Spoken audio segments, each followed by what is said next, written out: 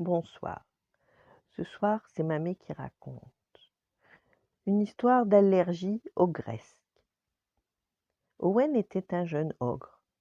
Il ne se nourrissait encore que de plantes, mais il serait bientôt assez grand pour pouvoir enfin manger des enfants. Hier, il n'avait pas pu résister et était allé les renifler à la sortie de l'école. Pour la première fois, il sentait la bonne odeur des enfants.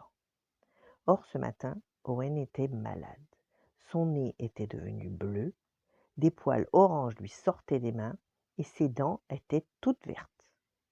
Inquiet, il se rendit chez le docteur comprimé. Celui-ci prit sa température, vérifia sa tension, examina sa gorge avant d'expliquer à Owen qu'il faisait une allergie. Dites-moi ce que vous avez fait hier et je vous dirai à quoi vous êtes allergique, poursuivit le médecin.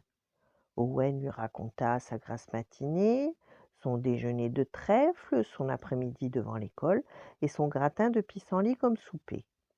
Et vous faites ça tous les jours interrogea le médecin.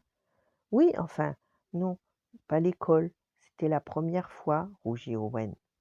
Le médecin comprit alors que le jeune ogre était allergique aux enfants.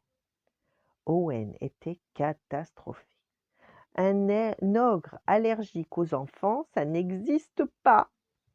Et pourtant, le médecin le lui confirma. Non seulement certains ogres étaient allergiques aux enfants, mais il n'existait aucun remède pour les guérir. Je ne mangerai donc jamais d'enfants, pleurnicha Owen, qui en avait assez de manger que des plantes. Je vous le déconseille, c'est très dangereux.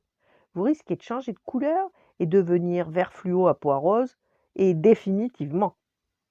Alors que le jeune ogre allait repartir consterné, le médecin lui proposa quand même une solution. Bien sûr, ce n'est pas pareil, mais vous pouvez manger quelque chose qui a le bon goût sucré de la chair des enfants. Vous pouvez manger des bonbons.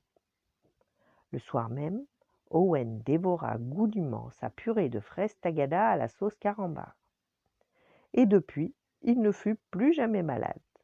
Ensuite, il devint célèbre dans le monde entier en inventant de fabuleuses recettes de bonbons. Voilà. Bonne nuit, faites de beaux rêves et à demain.